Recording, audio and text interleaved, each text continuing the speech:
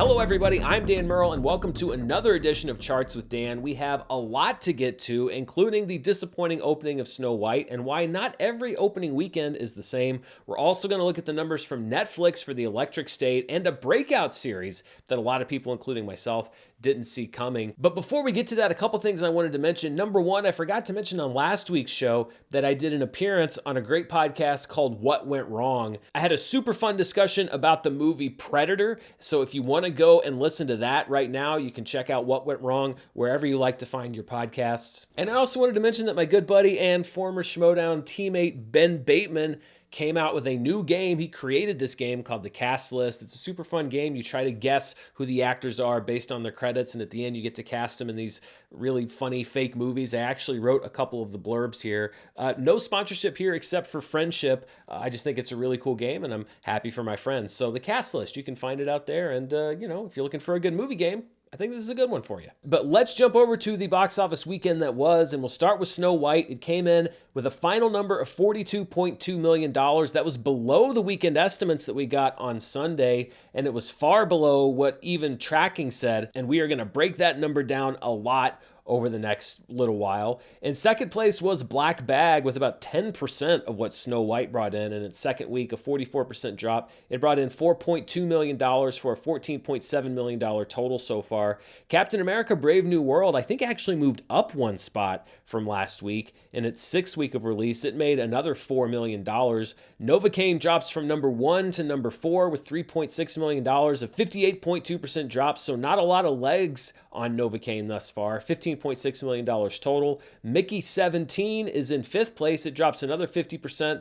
for a $3.6 million weekend. Its domestic total is just over $40 million, and Warner Brothers, in their wisdom, is putting it out on premium video on demand this week. In sixth place is The Alto Night. Speaking of clever Warner Brothers decisions, at $3.1 million. The budget for the film was reportedly around $50 million, so this is a disappointing result. And this is a movie that was personally greenlit, according to many reports, by the head of Warner Brothers, David Zaslav himself. Now remember, at the end of the year last year, there was a movie from director Clint Eastwood, who had a decades-long relationship with Warner Brothers, called Juror Number 2, which the studio declined to give a wide release, didn't really even publicize it, and they said it was because they didn't think that it was financially viable, that it wasn't going to perform in the marketplace. And one of the quotes that was circulating that David Zaslav was telling people is that this isn't show friends, this is show business. Well, I guess that policy only extended to some filmmakers, because The Alto Nights was a higher budgeted film than Juror Number 2, but it also happens to be written by Nicholas Pileggi, who is good friends with David Zaslav. They live near each other in the Hamptons, and David Zaslav personally greenlit The Alto Nights a few years ago to be made. So I guess the whole show friends, show business thing only extends as far as the CEO decides it's going to extend, aka David Zaslav is full of crap. But I think we all knew that. Still, it is kind of maddening, because Juror Number 2 got really good reviews, and it was a movie that I actually enjoyed and was absolutely buried. The Alto Nights did not get good reviews, and yet it got a nationwide release and did next to nothing at the box office. In seventh place is a former Warner Brothers film. It was sold to Catch Up Entertainment for distribution. The Day the Earth Blew Up, a Looney Tunes movie. It drops 40.5% in its second weekend to bring in $1.8 million. The Monkey spends a fifth week in the top 10, bringing in $1.5 million. Dog Man is at number 9. I think it and The Monkey basically swapped places from last week. It brought in just under $1.5 million. And in 10th place is The Last Supper, with a 51.6% drop and a $1.3 million weekend. Dropping out of the top 10 are Paddington in Peru, which is out of the top 10 after 5 weeks, and Last Breath, which is out of the top 10 after 3 weeks. And when we look at the movies that lost the most theaters this past weekend, Mickey 17 and Last Breath both have that big week 3 drop after the guarantees expire. Mickey 17 lost just over 1,200 theaters. It's now in about 2,600. Last Breath lost about 1,100 theaters. It's now in 1,519. In the Lost Lands, literally lost almost every single theater that it was playing in. It lost 844 theaters. It's now in only 21. The Monkey lost about 800 940 theaters. It's now in just under 1,500 nationwide. And Paddington in Peru lost 836 theaters. It's still in 1,653. Well, it hasn't been great news when we look at this road to recovery over the past few weeks, and it didn't get much better this past weekend with the disappointing performance of Snow White. The blue line is the box office weekend average for 2015 to 2019. The red line is the average from 2021 to 2024. The dotted black line is what we've done so far this year. And you can see that we came in just below the average of where we have been the last few years, so continuing to lose ground. This is not going to be a good month for March. After next week's box office comes in, I'll be able to crunch those numbers and see where we are cumulatively this year so far versus last year. I think we're going to have lost some of that pace, and it really does come down to the underperformance of Snow White. And I want to kind of break this down extensively because there are some comparisons that can be made and not made to another Disney release that came out at the end of last year, which is Mufasa, the Lion King. It actually opened lower than Snow White, but if you'll remember, I sat right here on the show and said, well, it's too early to sit here and decide whether Mufasa, the Lion King is a success or not, because this is just the opening weekend. And yet I'm very comfortable saying that I don't think that Snow White is a financial success after the opening weekend. Why is that? That's because, as I've said so many times on this show before, it's not just about the numbers. There are a lot of X factors you have to look at when you're deciding what a movie's outlook is going forward. So let's break down what Snow White did versus what Mufasa did, and why, even though the numbers look similar, their two cases are very, very different. First of all, just to kind of put things into context, these are the openings for the live-action remakes of Disney classics that Disney has produced so far. These are domestic numbers, and these are also the direct remakes. We're not talking about sequels like Alice in Wonderland or remakes of movies that were hybrid movies like Pete's Dragon. These are the straight remakes, and again, I'm not going to get into it with The Lion King and whether it's live-action or animated. Disney pushed it as live-action. That's where they want it categorized. That's where it's going to be. But it had the top opening so far of one of these remakes at $191.7 million, followed by Beauty and the Beast and The Jungle Book. Those all opened to over $100 million. Then we have The Little Mermaid from a couple years ago. It doesn't look so bad now, does it? At $95.5 million. Aladdin at $91.5 million. Maleficent, which is the most borderline case, but it does heavily adapt the events in Sleeping Beauty, so I'm including it on the list. That opened to $69.4 million. Then we had Cinderella 10 years ago, which opened to $67.8 million. Dumbo, which opened to $45.9 million, and then Snow White, which comes in under Dumbo at $42.2 million. By the way, these are unadjusted for inflation. The only movie that it comes in ahead of is 101 Dalmatians, which wasn't even a remake that was part of this current cycle. Plus, if you were to adjust that number back from the mid-90s, then it would easily outpace Snow White. But even unadjusted, it's almost in dead last when we look at these openings for the live-action remakes that Disney produces. It is, I guess, if you want to look at the numbers, the second best opening weekend of the year at $42.2 million, behind only Captain America Brave New World, another Disney property that had an opening that just was not up to the expectations or the size of either movie's budget, but they are the top two openings of the year domestically. Dog Man is in third, Mickey 17 is in fourth, and Den of Thieves 2 Pantera rounds out the top five. But one of the things that we have to talk about when we're analyzing what Snow White did this weekend is the movie's budget. This was a very, very expensive movie. There were pre-production costs that were incurred due to a delay with the COVID-19 pandemic. The movie was delayed a couple of other times. And so even though Mufasa the Lion King was the standard Disney $200 million, Snow White was even more expensive, and it does not rank favorably when we look at box office openings for movies with confirmed $250+ million budgets. The worst opening for a movie at that price point is still another Disney film, John Carter, which opened to $30.1 million. Again, these are unadjusted for inflation. That movie cost $260 million. Snow White is second on that list. It cost $270 million reportedly and opened to $42.2 million. That's worse than The Marvels, which cost more and opened at about the same, $46.1 million. Tangled is in fourth place. It cost, believe it or not, reportedly $260 million. It opened to $48.7 million, although keep in mind that Tangled was a holiday release. It opened around Thanksgiving. It played throughout Thanksgiving and Christmas, and even still, it really only proved its value to Disney Destiny as its legacy grew over the years. That's pretty much one of the only plays that this version of Snow White has left. Mission Impossible Dead Reckoning Part 1 is in 5th place. It opened to $54.6 million, had a budget right around $290 million, followed by Gladiator 2, No Time to Die, Indiana Jones and the Dial of Destiny, Fast X, and Eternals. Now, this list does exclude COVID, day and date, and streaming releases, but I do think that COVID does come into play with a lot of these films. Mission Impossible, No Time to Die, Dial of Destiny, Fast X, Eternals. These were all movies that were delayed by COVID that were greenlit in a pre-COVID world.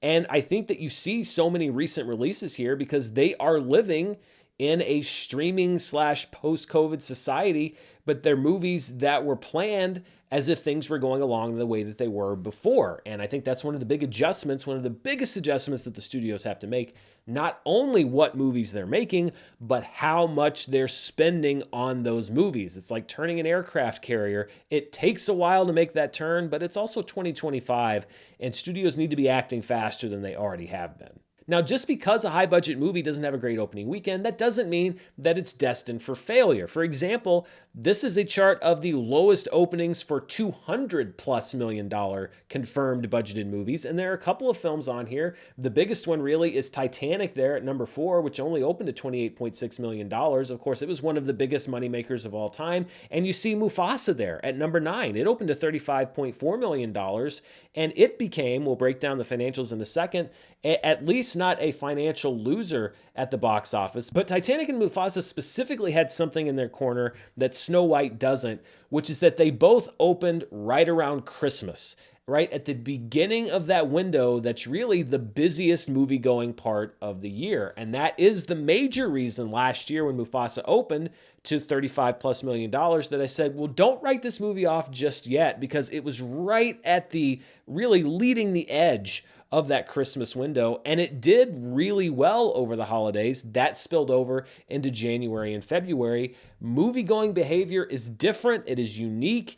It is really a once-a-year kind of thing around Christmas. And Mufasa was one of those movies we just had to wait and see what the score was going to be. We didn't know it was going to be a hit, but it did turn out to be not a major hit, but certainly not the failure that so many people wanted to say that it was after 3 days. Snow White is not in that situation. It is not opening at the beginning of the holidays. This is more of the regular movie-going part of the year, and that anomalous movie-going behavior that we usually see, we don't usually see this time of year, which again is why I'm more comfortable saying, based off of what we've seen so far, along with the movie's budget, that this is not a financial success. And when I say that Mufasa's holiday performance really kind of bailed it out from a lackluster opening weekend, this is what I'm talking about. This is my profit breakdown for Mufasa the Lion King. It made $16.8 million from China, so not much there, but it made $447 million internationally. That brought back $178.9 million, I estimate,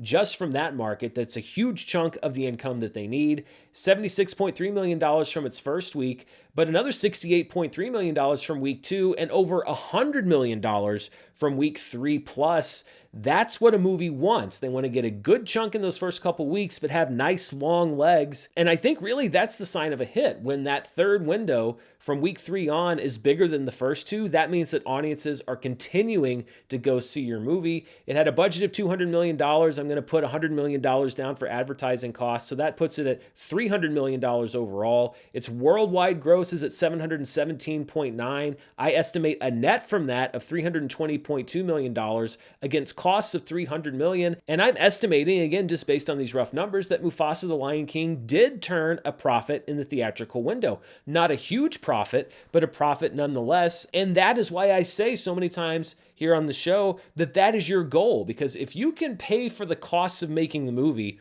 just in the theatrical window, everything else is profit for you. And I think that that should be the mark for a successful theatrical run. But for Mufasa the Lion King, that was all done on the back end. And I see no sign so far that Snow White has a similar run in the future. One big reason why is lack of global support. These were the numbers from the weekend that Mufasa the Lion King opened. It made $122.2 million globally.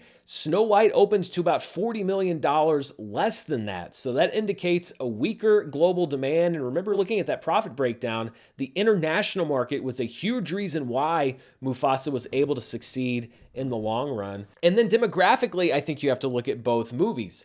Mufasa, when you look at who actually went to the movies, had a younger audience on its opening weekend than Snow White had this past weekend. That's not surprising. Snow White is a much older movie. You're not going to have as many younger kids that want to rush out and see it. So while Snow White, when you look at the information that came in from PostTrack, had its highest scores among younger viewers, it was a 51% definite recommend, which is okay, but not great. Basically, 51% of kids under 12 said they would tell their friends to go see that movie. That number fell to 43% when you looked at the all audience reaction. And again, it was an older audience. So your most enthusiastic audience is younger. They're not that enthusiastic about the movie, and fewer of them showed up to see it. Your older audience is less enthusiastic, and more of them showed up to see it. That to me does not translate to strong legs at the box office. Also, keeping in mind when we look at the cinema score for Snow White, it scored a B+. That's the lowest of any of those live action remakes that we looked at before. They all scored either an A or an A-. So that is going to work against Snow White. Again, something that Mufasa didn't have to deal with. Surprisingly, the one thing that doesn't seem to have come into play is one of the most talked about aspects of Snow White, and that is politics. It became a bit of a political football that was tossed around and has been for a while, but the tracking service Intelligence looked at the percentage of ticket sales that came from Republican voting states, red states, and Democrat voting states, which would be blue states. According to Intelligence, for family films, 63% of tickets are bought in blue states versus 37% in red states. Snow White overperformed there. 40% of tickets were bought in red states versus 60% in blue states. And then when we look at overall ticket sales, Intelligence says that basically 2/3 of tickets are bought in blue states and a third, 33%, are bought in red states. Again, Snow White overperformed that with 40% in red states and 60% in blue states. And I think it's just a reminder that the politics of it all definitely gets a lot of the ink, especially on social media, certainly in comment sections and everywhere else. But when we look at actual ticket sales, it seems that the movie actually did better than the baseline, which to me says, especially for family movie going, that the politics isn't necessarily what's driving it, it's everything else. Longevity is really Snow White's only play here, much as it was Mufasa the Lion King's only play, but I think it's got a lot more factors working against it. The reviews aren't as good, the audience reaction isn't as good, it's at a worse time of year when we're talking about longevity, and it was not insignificantly more expensive than Mufasa the Lion King. All of that together means that I can look at this number for Snow White after one weekend and say with a fairly high degree of confidence that unless it pulls off some kind of absolute box office miracle, like every kid that's on spring break this upcoming week goes to see Snow White, I just don't see a path for it to become a viable box office success. That wasn't the case with Mufasa at the beginning of the holiday season when I took the wait and see approach, because I did see a couple of different paths and Mufasa was able to do that. That's why, again, it's not just about the number. It's about breaking down all of those different factors. It's why I like doing the show. And, sometimes I feel like movies are written off prematurely. I don't think that's the case with Snow White. It just didn't connect and it costs too much. And I think that Disney is going to have to add it to that list of movies, and there have been several in the past few years, that they're just not going to be able to recoup their expenses at the box office. And also that should inspire them on a studio level to figure out how exactly they can better connect with the audiences that they spent so long in lockstep with. My member poll question for this week is, why do you think Snow White disappointed at the box office? The 4 reasons I have listed here, and I can only give 4 on these polls, or I'd put in more, are actor controversies, everything with Rachel Zegler, Gal Gadot, etc., the quality of the film or the bad reviews of the movie, remake burnout, people that are just sick of these live action remakes, that's another factor, and also ticket prices or waiting for streaming, basically an exhibition related reason. So vote right now if you're a member here on the channel. If you're not a member, there should be a button that you can hit, or there's definitely a link down in the description below. And I want to go back to last week's member poll. It's somewhat related. I asked for those members who have decreased theater going, what is the biggest reason why you see fewer movies in theaters? And I was actually somewhat surprised by these results. The easy winner at 43% was that they're just not interested in the new releases that are coming out. Now, this might be skewed maybe because these are members here on the channel. Maybe they have different pattern than the general public, but still, I honestly did not think that this would be number one, much less an easy number one. The second cited reason at 23% was audience behavior. Ticket prices came in third at 19%, and coming in last was waiting to watch at home or streaming. Honestly, I thought the ticket prices and waiting to watch at home would be the top two options in this poll, and they ended up coming in third place and fourth place. And finally, before we move on, I want to ask our Charts with Dan trivia question. That question is, if you watch the show, you should be able to get this one. What currently holds the record for the biggest domestic opening weekend in March, unadjusted for inflation? I'll give you another clue. If you've been watching carefully, this movie was already mentioned on this week's episode. And I'm going to give you the answer right now. Disney wishes that it was 2017 again because it is Beauty and the Beast, another Disney live action remake, which made $174.7 million in its opening weekend just over 8 years ago. Things have certainly changed when it comes to these live action remakes and really for Disney overall. We've got so much more to get to, but before we do, I want to thank the sponsor for this week's show.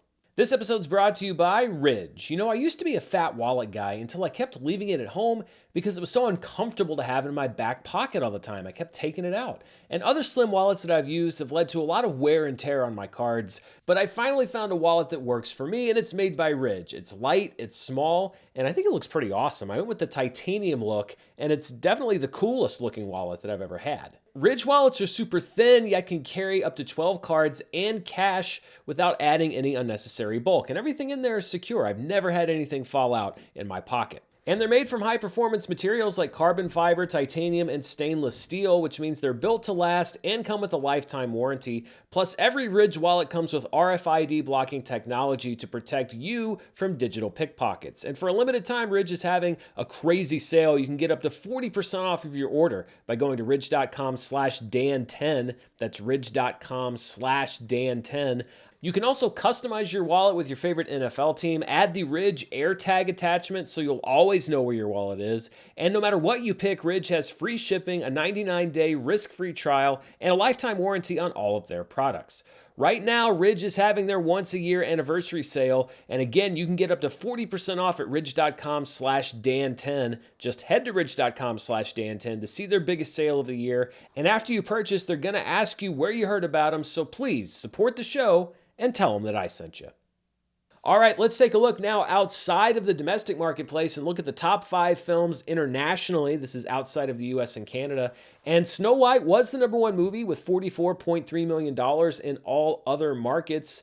Nudja 2 comes in second place at $15.1 million. Then we have Mickey 17 in third at $8.1 million. Bridget Jones, Mad About the Boys, still hanging in there at $3.34 million. And Captain America Brave New World rounding out the top 5 at $3.1 million. When you combine the domestic numbers and the international numbers, we get our top 5 films worldwide. And Snow White comes in first at $86.5 million. I think the hope and the expectation coming into this week was that it would be able to make at least $100 million worldwide, and it really fell quite short of that. Nudja 2 is in second place at $15.3 million. That's a 41.8% drop from last week. Its worldwide total now over $2.1 billion. Mickey 17 fell 49%, but its worldwide total is now over $100 million. It's at $110 million. In fourth place was Black Bag, which made $7.2 million for a $24 million worldwide total. And rounding out the top 5 is Captain America Brave New World, which made another $7.1 million, and its worldwide total is now over $400 million. Let's take a look at what I call some of our specialty charts, and we will start with the highest per theater averages for the past weekend. At number one was a documentary called Secret Mall Apartment, which made $42,519 in one theater. That one theater is in the mall in Rhode Island, where the events of the documentary actually took place. I heard it was incredibly popular, as you can probably imagine, and it led to the best per theater average of the year so far. We'll break down those numbers in a second. In second place is an indie movie called Bob Trevino Likes It, which brought in just over $10,400 in 5 theaters. This movie's been getting very good reviews. It won some awards at South by Southwest back in 2024. Barbie Ferreira stars as a young woman searching for her father, and John Leguizamo plays a man who has the same name as her father. It's about the relationship between those two. In third place was Snow White, which brought in just over $10,000 in each of its 4,200 theaters. Misericordia comes in fourth place, bringing in $7,800 per theater in 3 theaters. This is a French crime drama that premiered at Cannes in 2024. And rounding out the top 5 is Being Maria, which brought in $5,822 in 1 theater. This is a French film that dramatizes actress Maria Schneider's often traumatic experiences shooting Last Tango in Paris with Marlon Brando. Matt Dillon plays Marlon Brando. As I mentioned, Secret Mall Apartment has the best per theater average of the year so far at $42,519. That displaces Extremely Unique Dynamic, which opened at $38,207 in 1 theater back in January. The Brutalist still has one of the best per theater averages of the year, despite already being in theaters for a couple of weeks when the year started. It brought in just over $30,000 per theater for the first weekend in January, back when it was playing in just 8 theaters. In fourth place is No Other Land, which brought in $26,100 in 1 theater back in late January. And in fifth place is I'm Still Here, which brought in $22,741 per theater in 1 theater back when it opened in mid-January. And since No Other Land appeared on this chart, I just want to update you on a story that I brought you last week. I talked about the O Cinema in Miami Beach and that it was under threat from the mayor of Miami Beach to have its funding cut and to have its lease revoked due to its decision to play the Oscar-winning documentary. Well, last week, that resolution was withdrawn by the mayor of Miami Beach after it became clear that the other city commissioners would not support his proposal. So for now, the O Cinema is not under threat of being defunded and evicted by the government. But it has also been a mixed week of reviews, because just yesterday, as I was prepping the show, news broke that Hamdan Bilal, one of the Oscar-winning co-directors of No Other Land, was injured in a confrontation with Israeli settlers in the West Bank. Just a reminder that even though the documentary has been released and the Oscars have been won, the subject matter of that documentary is still very much a day-to-day reality. Let's take a look at the top films in limited release this past weekend. At number 1 is Locked, which opened in 971 theaters and brought in just over $900,000 total. And second is Magazine Dreams, which was once hyped as a big Oscar push movie for Jonathan Majors. Then his legal problems surfaced and Searchlight dropped the movie. Briarcliff picked it up for distribution. It played in 815 theaters, so it was a decent-sized release, but it did not generate a whole lot of interest, just over $700,000. In third place is the documentary October 8, which expanded to 113 theaters and brought in $243,000. Nudja 2, in an unknown number of theaters, continues to make money here in the domestic marketplace at $196,903. And then in a reported 130 theaters, we have No Other Land, which made $181,575. This is a look at the domestic box office so far this year. Captain America Brave New World remains easily the #1 movie of the year at just over $192 million, followed by Dogman, One of Them Days, and Paddington in Peru. Snow White opens at number 5 for the year so far, which I think is really more of a statement on the year so far than Snow White. Mickey 17 moves up 1 spot to 6th place. The rest of the top 10 slides down a spot or 2, and Companion is now out of the top grossing domestic films of 2025. Looking at the 2025 worldwide box office, the top 5 remains the same, with Nudja 2, of course, being easily the highest grossing film of the year at $2.1 billion. Captain America Brave New World does break that $400 million barrier, so it's at number 3 behind Detective Chinatown 1900, but I don't think it's got the gas left to top that film for number 2. Mickey 17 moves up to number 7. That drops down a couple of films from that Chinese New Year release of movies. Chava is still barely at number 10, but we should see Snow White on this chart next week. So that's what I have for you theatrically, but we also have some very interesting numbers from the world of streaming. And let's look at the latest numbers from Netflix. New ones are going to come out today, and I'm very excited to see what they say. The Electric State was Netflix's $300+ million movie. There was an expectation that it was going to do huge numbers, and it was the most watched program for the week of March 10th through the 16th, but it brought in 25.22 million views. That is substantially below comparable releases for other high-budget Netflix films, so it seems as though, at least immediately, it wasn't really able to capture the zeitgeist in a way that the other films did. I want to see what the Electric State's numbers are for week 2, because the pattern usually is that they either go up substantially or it drops down the chart quite a bit, with all the demand being out of the way first. And the Electric State almost lost the number 1 spot to the debut of a Netflix series called Adolescence, which I reviewed here on the channel last week. It brought in 24.26 million views total, so about a million less than the Electric State. Plankton the movie stays in third, followed by Delicious and Counterattack. Then we have 2 theatrical releases from 2024. Kraven the Hunter with just over 7 million views, and Trap at 6.74 million views. Medusa Season 1, Despicable Me 4, and the South Korean series When Life Gives You Tangerines round out the top 10.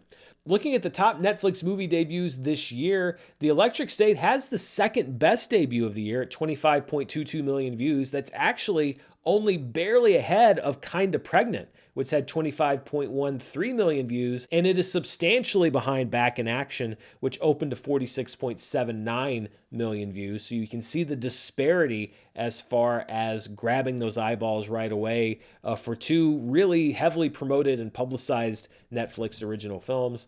When we look at the top series debuts this year on Netflix, these are new series. American Murder, Gabby Petito had the best number at 31.3 million views, although it debuted on a Monday, so it had a bit of an advantage. It had more days to be watched before those numbers were collected. Adolescence debuted, I believe, on a Thursday or Friday, but it still comes in second at 24.26 million views, followed by Missing You, Zero Day, and The Breakthrough. As far as overall debuts for all programming on Netflix, they were able to get 2 top 5 debuts in 1 week. Back in Action's at number 1, followed by American Murder, Gabby Petito. The Electric State comes in 3rd. Kinda Pregnant is in 4th, and Adolescence is in 5th place. So it was a good week overall for Netflix. When we look at the top weeks this year on Netflix for movies, whether it was the first week of release or not, Back in Action had identical week 1 and week 2 numbers at 46.79 million views. Ad Vitam in its second week put up 25.57 million views. The Electric State can only put up the 4th best performance for a movie this year on Netflix, followed by Kinda Pregnant. And when we look at the performances as far as Netflix series in 2025, Squid Game's second week still easily number 1 at 58.12 million views, followed by the first week of American Murder, Gabby Petito. Then we have the third week of Squid Game Season 2, which just outdoes Adolescence. It debuts here at number 4 at 24.26 million views, and then the first week of Missing You rounds out the top 5. When we look at the most watched Netflix movies of 2025 so far, The Electric State is able to jump into the top 10 immediately at number 9. That bumps Honeymoon Crasher down to number 10. Plankton the movie also joins the top 10 at number 8. And Counterattack moves up to number 3 this year at 49.29 million views. Back in Action still easily number 1 at 130.89 million views, followed by Ad Vitam in second place. Looking at the most watched shows on Netflix this year, Zero Day moves up to third place at 48.91 million views. That puts Missing You down at number 4. Squid Game, of course, easily number 1 at just over 126 million views. Cassandra moves up to number 7, and Running Point Season 1 enters the top 10 at 27.5 million. Unless there's a huge drop-off, we should see Adolescence on this chart next week. Let's take a look now at the numbers from Nielsen. Now, these are a little different from Netflix. They are domestic numbers only, not global numbers like what we just saw, and they're delayed by about a month because that's how long it takes Nielsen to get the data to us. So this is for the week of February 17th through the 23rd. Not a whole lot as far as new and original stuff this week. To Catch a Killer was the most watched movie in the US, according to Nielsen, at 11.5 million hours watched. Don't Let Go also debuts at number 5. Heart of Champions debuts on the list at number 8. Nosferatu debuts all the way down at number 9 with 3.2 million hours watched, and Moana returns to the list at number 10. If it's a slow week, you can bet that Moana is going to jump back on this list. When we look at the most watched movies of the year so far in the US through February 23rd, Aftermath hits the list at number 7. The Wild Robot moves down to number 8. Trial by Fire is now also on the list at number 9, which bumps Furiosa, a Mad Max saga, down to number 10. Moana is the 4th most watched movie of the year, but the number 1 easily is Back in Action with 66.2 million hours watched here in the US, according to the Nielsen reported numbers. Looking at the top 10 most watched streaming shows from February 17th to the 23rd, it was a big week. We had two 30-plus million hour watched shows. Zero Day takes the number 1 spot at 30.48 million hours watched. That comes in just ahead of the debut of the new season of Reacher at 30.1 million hours watched. Now remember, those hours include all seasons watched of Reacher, not just the new season. Love is Blind and Bluey are at number 3 and 4. Family Guy cracks the top 5. Cobra Kai's at number 6. For the first time ever, Saturday Night Live makes the most watched streaming show list. That's because it was the week of the Saturday Night Live 50th anniversary show, so obviously a lot more people tuning in to watch old episodes, etc. American Murder, Gabby Petito is at number 8 with 13.35 million hours watched, followed by Resident Alien at number 9, and Yellow Jackets returning to the top 10 at number 10. And Zero Day and Reacher put up the 4th and 5th best weekly performance for any series this year so far through February 23rd. At number 1 is Squid Game. Then we had the first couple weeks of The Night Agent, with Zero Day coming in 4th place and Reacher coming in 5th place. Reacher also puts up the 5th best weekly performance for an Amazon show ever. We had the debut weeks of Fallout at number 1 and 2. Then we had the first season of Reacher back in 2022, which put up 30.7 million hours of watch time in January 2022. Then we had Jack Ryan back in February 2022, which put up 30.5 million hours of watch time, and Reacher rounding out the top 5 at 30.1 million hours back in February. These were the most watched shows from February 17th to the 23rd as far as watch time per available episode. So you take all of the hours watched and divide it by the number of episodes that you could watch.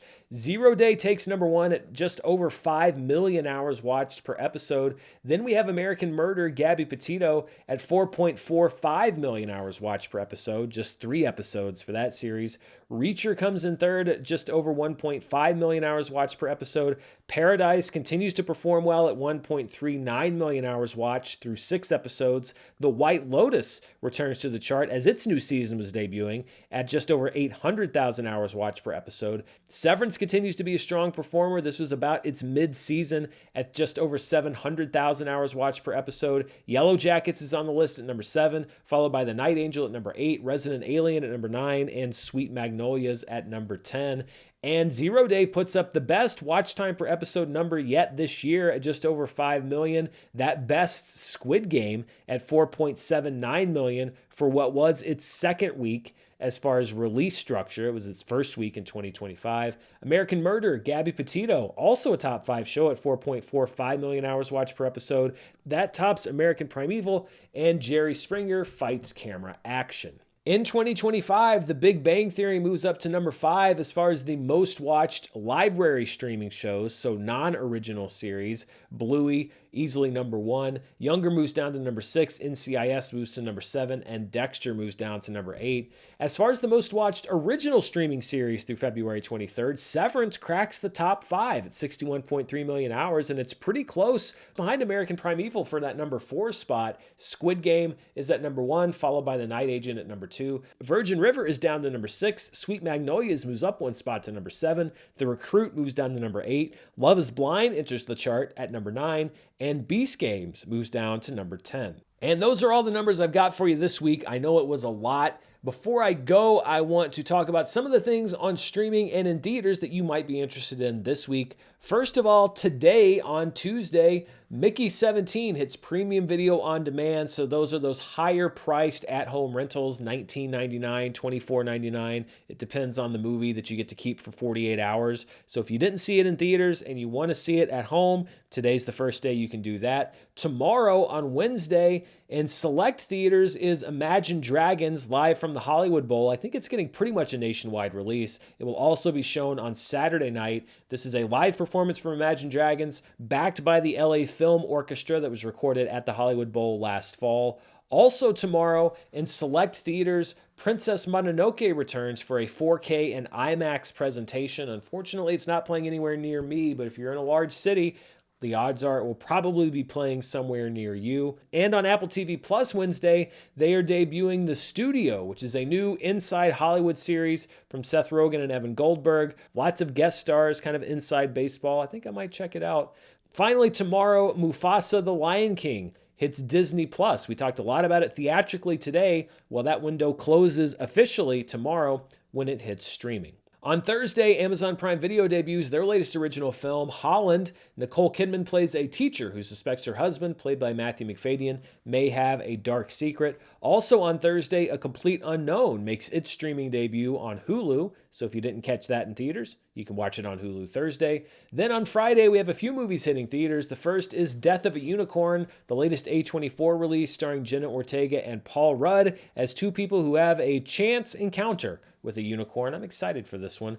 Also hitting theaters on Friday, I'm excited for a different reason for this one, A Working Man, which is a reunion of Beekeeper star Jason Statham and director David Ayer. The screenplay was written by David Ayer and Sylvester Stallone. Jason Statham plays a commando turned construction worker who is forced through circumstance to become Jason Statham again. And if you think that I'm not going to go see this film, then you just don't know me very well. Also opening in theaters this weekend is The Woman in the Yard. Jama Colette Sarah directs Daniel Deadwyler in the latest horror film from Blumhouse about a mysterious woman who appears in the yard. It's really a very descriptive title. Hitting theaters as well on Friday is The Chosen Last Supper Part 1. That's right, we have competing Last Supper movies in theaters. This is the first of 3 parts of The Last Supper, and they're going to be coming out in the next 3 consecutive weeks. I don't know where Part 1 is going to break, but I'm going to guess sometime after the appetizer. In limited release this upcoming weekend is The Ballad of Wallace Island. It premiered at Sundance this year. Tim Key plays a lottery winner who hires his favorite songwriting duo to play a private show for him in hopes of rekindling their romance. Carey Mulligan and Tom Basden play the 2 musicians. And making its streaming debut on Friday is Queer, which is going to hit the Max streaming service. Daniel Craig was thought by many people to be a lock for an Oscar nomination for Best Actor. He didn't quite make it, but I think he's very good in this movie, which I think is also very interesting. And finally, on Saturday, Sikandar hits theaters. It's a Hindi language film from India that's getting a worldwide release this Saturday, including in IMAX. Salman Khan stars as the title character who's fighting injustice. And that's everything I've got for you this week. Be sure to stay tuned right here to the channel for more movie news, reviews, box office, and more. And check out the description below to find out more about Ridge, our sponsor for this week. And of course, as always, until next time, stay safe, and I'll see you then. Bye.